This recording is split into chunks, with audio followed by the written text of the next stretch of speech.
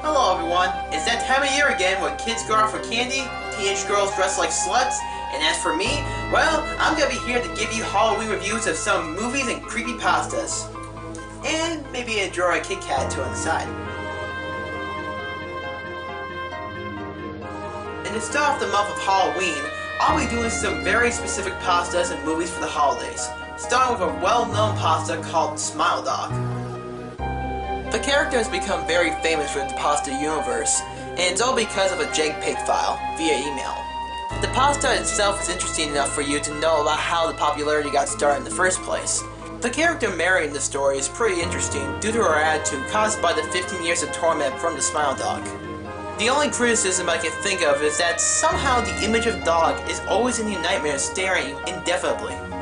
It's one thing if it happens once in a while or whatever, like if you're having a nightmare. But to have it happen to you every single day of your life until you either share the picture with someone else or if you kill yourself seems pretty unrealistic. One thing I start to wonder about this is that apparently there are numerous pictures that try to emulate what the original picture looked like. But now we have numerous fan art and videos and whatnot, but what I was wondering about is that if no one else even knew what the picture actually looked like, unless of course someone saw it back in the early 90s and drew a sketch resembling the original picture, then how could others make fake images of said picture then? To me, it feels like it's a giant plot hole. Nevertheless, the pasta is really well crafted, and it's a really good way to start the Halloween season. Now, if you'll excuse me, I have to go to my computer and send JPEG to my friends. No nightmares for me tonight. Smile.Jpg's story consists of a classic horror setup. An amateur writer visits the house of a lady who supposedly has a story for which he can borrow from. Rather than speak, however, the lady has locked herself up in her room, crying and ranting about nightmares and visions and various other problems. All of these center around a floppy disk she had been given that contained the image Smile.Jpg, which is Smile.Jpg. Other cases of this have cropped up. Viewing this image incites insanity, and no copy of the exact image exists on the web, though likenesses of it do. The true image of Smile.Jpg due to the effect it has on the viewer. That is, they wind up dead. Attaching the file, that is, spreading the word, is the only way to save oneself from the Smile Dog that appears in one's dreams. Demanding to spread the word. Some say that the original legend began with an image of the devil. I first met in person with Mary E. in the summer of 2007. I had arranged with her husband of 15 years, Terrence, to see her for an interview. Mary had initially agreed, since I was not a newsman, but rather an amateur writer gathering information for a few early college assignments, and if all went according to plan, some pieces of fiction. We scheduled the interview for a particular weekend when I was in Chicago on unrelated business, but at the last moment, Mary changed her mind and locked herself up in the couple's bedroom, refusing to meet with me. For a half an hour I sat with Terrence as we camped outside the bathroom door. I listening and taking notes while he attempted fruitlessly to calm his wife. The things Mary said made little sense, but fit with the pattern I was expecting. Though I could not see her, I could tell from her voice that she was crying, and more often than not her objections to speaking with me centered around an incoherent diatribe on her dreams, her nightmares. Terrence apologized profusely when we ceased the exercise, and I did my best to take it in stride. Recalled that I wasn't a reporter in search of a story, but merely a curious young man in search of information. Besides, I thought at the time I could perhaps find another similar case if I put my mind and resources to it. Mary E. was just a slice-up for a small Chicago-based bulletin board system in 1992 when she first encountered Smile.Jpg, and her life changed forever. She and Terrence had been married for only 5 months. Mary was one of an estimated 400 people who saw the image when it was posted as a hyperlink on the BBS, though she is the only one who has spoken openly about the experience. The rest have remained anonymous, or perhaps dead. In 2005, when I was only in 10th grade, Smile.Jpg was first brought to my attention, burgeoning interest in web-based phenomena. Mary was the most often cited victim of what is sometimes referred to as Smile Dog. The being Smile.Jpg is reputed to display. What caught my interest, other than the obvious macrobay elements of the cyber legend and my proclivity towards such things, was the sheer lack of information, usually to the point that people don't even believe it exists other than as a rumor or hoax. It is unique because, though the entire phenomenon centers on a picture file, that file is nowhere to be found on the internet. Certainly many full manipulated simulacra litter the web, showing up with the most frequency on sites such as the image board 4chan, particularly this focused paranormal subboard. It is suspected that these are fakes because they do not have the effect that the true Smile.Jpg is believed to have, namely sudden onset temporal lobe epilepsy and acute anxiety. This purported reaction in the viewer is one of the reasons the phantom-like Smile.Jpg is regarded with such disdain, since it is painfully absurd, though depending on who you ask, the reluctance to acknowledge Smile.Jpg's existence might be just as much out of fear as it is out of disbelief. Neither Smile.Jpg nor SmileDog is mentioned anywhere on Wikipedia, though the website features articles on such other, perhaps more scandalous shock sites as Hello.Jpg or Two Girls One Cup. Any attempt to create a page pertaining to Smile.Jpg is similarly deleted by any of the encyclopedia's many admins. Encounters with Smile.Jpg are the stuff of internet legend. Mary E's story is not unique.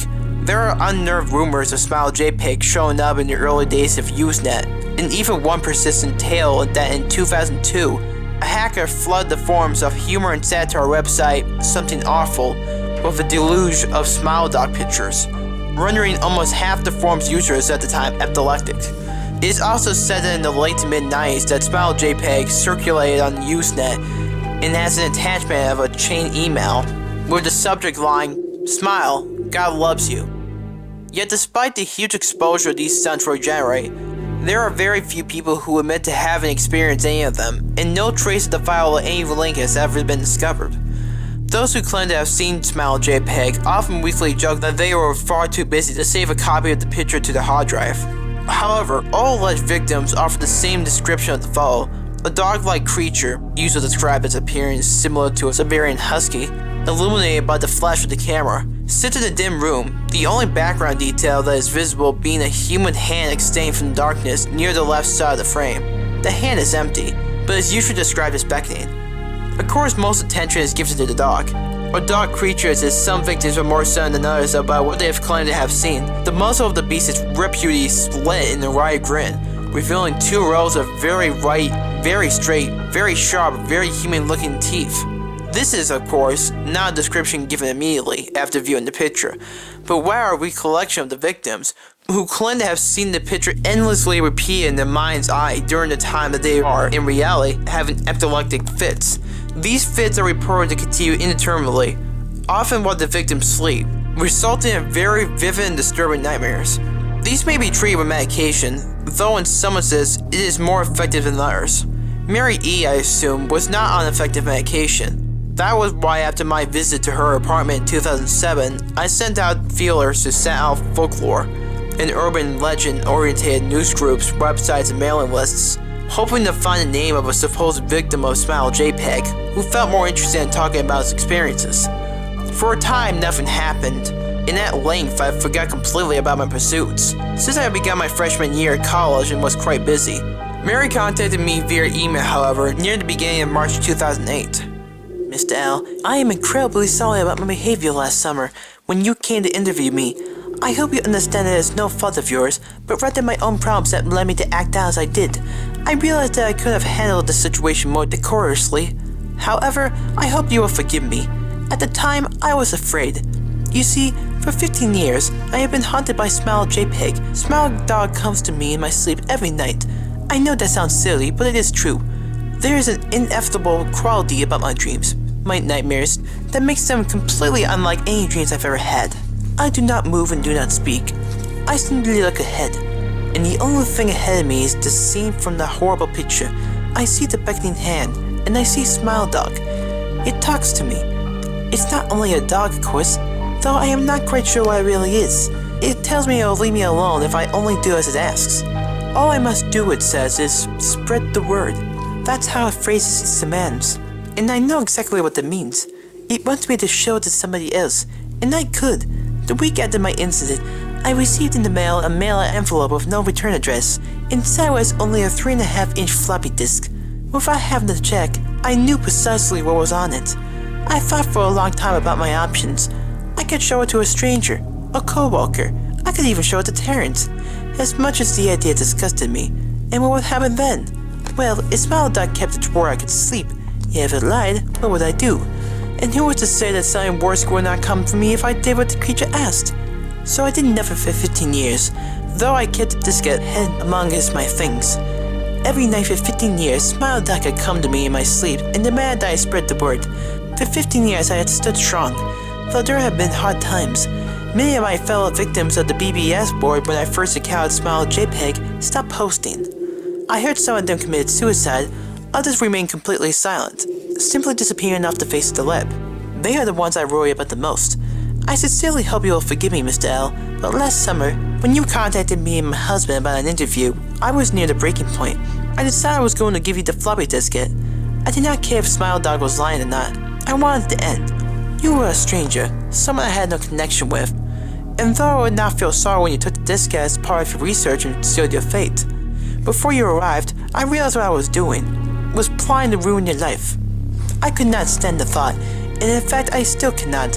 I am ashamed, Mr. L, and I hope that this warning will disillude you from further investigation of Smile.Jpg. You may in time encounter someone who is, if not weak in deny, then wholly more deprived, someone who will not hesitate to follow Smile.Jpg's orders.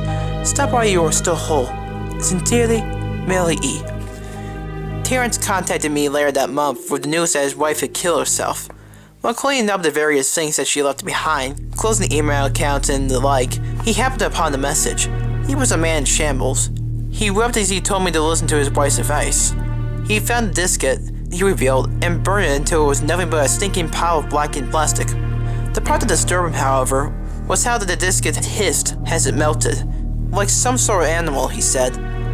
I will admit that I was a little uncertain about how to respond to this.